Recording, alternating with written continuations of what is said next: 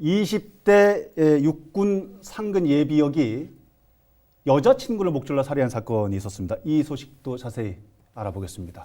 네. 육군 상근 예비역이요, 20대. 네. 어떤 소식입니까? 간략하게 먼저 개요부터 소개해 주십시오. 네. 자신이 거주하고 있는 제천시 화산동 한 원룸에서요. 원룸에서요? 예. 여자친구인 그 B양을 네. 목을 졸라 살해한 뒤 범행 직후에 지구대에 자수한 사건인데요. 현재 범행 동기는 정확하게 확인되지 않았는데 지금 수사를 통해서 그 부분을 확인하려고 하는 중인 것 같습니다. 그렇군요. 2015년 9월쯤인가요? 네. 비슷한 사건이 있었다고 전해지고 당시 30년 선고를 받았다고요? 네, 징역 30년을 선고받았는데요. 예. 역시 가해자도 공교롭게 상근 예비역이었습니다. 그렇군요. 아하. 근데 유사해요, 사건이. 애인이었던 피해자를 특별한 동기 없이 살해 후 증거 인멸까지 시도했었던 사안이었는데요. 그 징역 30년 선고됐고 위치 추적 장치 부과가 20년 부과가 됐던 그런 사안이었습니다. 징역 30년이 선고가, 야. 지금 제천 사건 같은 경우에는 지금 가해자가 즉시 자수를 했고요. 네. 이런 상황에서 해당 가해자의 처벌, 징역 어떤 처벌이 내려지게 될까요? 기본적으로 이 가해자한테 적용되는 그 죄명은 살인죄거든요. 예. 살인죄는 우리 형법에 사형, 무기징역 또는 5년 이상의 유기징역에 처하도록 되어 있습니다. 그렇군요. 그런데 그 이 가해자한테 좀 정상 참작이 될 수 있는 사유는 지금 말씀하신 자수. 자수는 우리나라에서 반드시 필요적으로 감경하도록 되어 있거든요. 그렇습니까? 예. 그러니까 형량이 좀 줄어들 수는 있는데 예. 반면 그 어떤 동기로 살해를 하게 됐는지, 그다음 살해 방법이 어땠는지, 우발적이었는지 아니면 계획적으로, 그리고 방법이 잔인했는지. 최근 고유정 씨 사건도 지금 예, 그런 측면에서 예, 많이 초점이 예. 맞춰지고 있잖아요. 예. 그래서 그런 점들을 고려해서 만약에 잔인했고 그 이후에 사체를 혹시라도 훼손했다라고 하게 되면은 형량은 더 올라갈 수 있습니다. 아니 지금 이제 그 제천 사건도 보면 여자친구를 목졸라 살해했다는 건데 여자친구 아닙니까? 네. 처음에는 서로가 좋아서 이런 관계를 맺었을 텐데 어떻게 가까운 이런 짓을 저지를 수 있는지 상상이 가지가 않는데요. 이 데이트 폭력이 굉장히 심각해지고 있는 양상인 모양이에요. 네. 최근 1년 동안 10,000건 이렇게 나타나고 2년 만에 신고 접수 건만 해도 2배 이상이 늘었다고 그러는데 네. 얼마나 지금 상황이 심각한 겁니까? 네, 경찰청에 따르면요. 예. 2016년에 9,300여 건이었습니다. 데이트 폭력 관련 신고가요. 예. 근데 2017년에 14,000여 건으로 늘어났고요. 엄청 늘었군요. 지난해는 18,000여 건으로 또 늘었습니다. 아하. 그러면 이제 2016년을 기준으로 했을 때는요. 2년 만에 2배 정도 수치가 늘어난 겁니다. 그리고 지난해 데이트 폭력 접수된 신고 건수 중에서 예.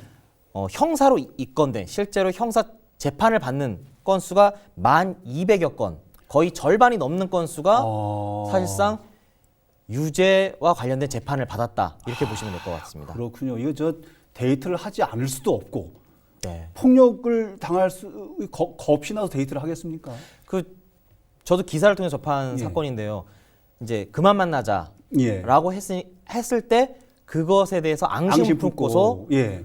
집을 찾아가서 지금 이와 같이 피해자에게 폭행, 야. 상해, 살인하는 경우도 있고 심지어는 그 부모에게도 가해행위를 했던 경우도 저는 뉴스로 접한 적이 있습니다. 무서워서 세상 살기 참 데이트도 못 하겠고 충북 경찰에서는 어떻게든 좀 근절을 해야겠고 집중 신고 기관을 운영을 한다 이런 얘기가 들리던데 네. 무슨 얘기입니까? 그 데이트 폭력 근절 전담팀을 구성했는데요. 예. 그 7월 1일부터 8월 말일까지 약 2달 동안 지금 이와 관련된 신고 사건을 엄정 처리하겠다라는 입장을 밝히고 있고요.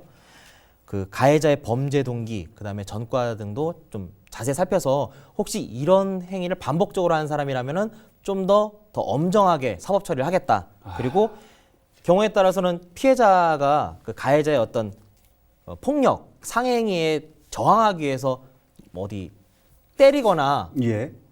신체 부분을 이렇게 폭행할 수도 있거든요. 그럴 수도 있겠죠. 근데 이 부분에 대해서 이제 우리가 많이 듣는 게 정당방위잖아요. 예. 근데 사실상 이 실무에서 정당방위가 인정되는 경우가 그렇게 많지는 않습니다. 그렇습니까? 어려운 얘기입니다. 영화에서나 드라마에서는 이게 정당방위가 많이 이렇게 적용되지만요. 그렇죠. 얘기 많이 듣죠. 실제에서는 이 정당방위가 인정되는 경우가 그렇게 많지는 않아요. 하지만 경찰에서는 최근 요 2달 동안에 일어난 사건과 관련해서는 이 정당방위 적용 여부도 적극적으로 검토를 하겠다라는 입장을 밝히고 있습니다. 경찰의 대책도 중요합니다만 우선 경찰의 그 재발 방지 대책 부분 이전에 개인적인 대책도 좀 필요할 수도 있을 것 같아요. 예를 들어서 뭐 얼른 신고를 할 수 있는 어떤 시스템을 마련을 한다든지 아니면 무슨 호신 도구 같은 걸 좀 갖고 있는다든지 개인적인 준비물이나 대책들은 어떻게 하는 게 좋을까요?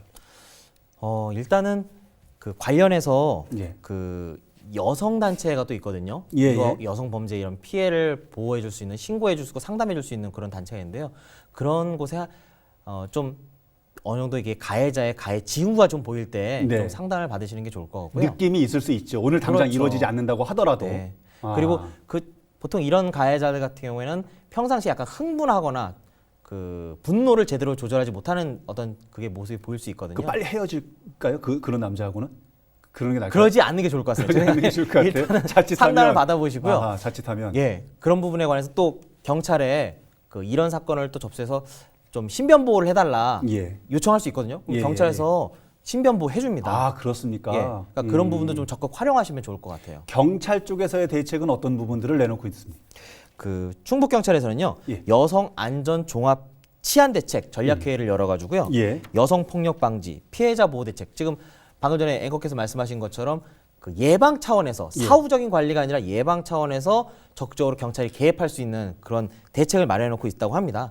좀 이런 부분들이 단 2달 동안만 집중 신고 대책 운영할 것이 아니라 평상시에도 좀 이렇게 집중적으로 좀 관리가 됐으면 좋겠습니다. 아름다운 데이트를 얘기하기도 부족할 텐데 데이트 폭력에 대한 예방 대책을 얘기하려니 마음이 좀 무겁긴 네. 합니다.